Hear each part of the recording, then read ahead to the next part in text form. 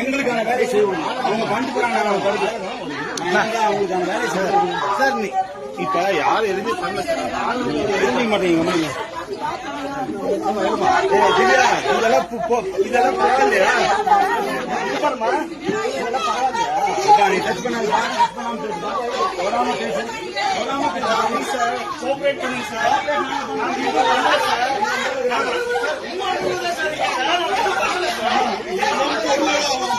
பொறிக்கலாம் ரொம்ப பொறிக்கலாம் நல்லா நானே கல்யாணம் பண்ணிட்டு போகணும். நல்லா நானே கல்யாணம் பண்ணுவேன். நானே நல்லா நானே கல்யாணம் பண்ணிட்டு போவேன்.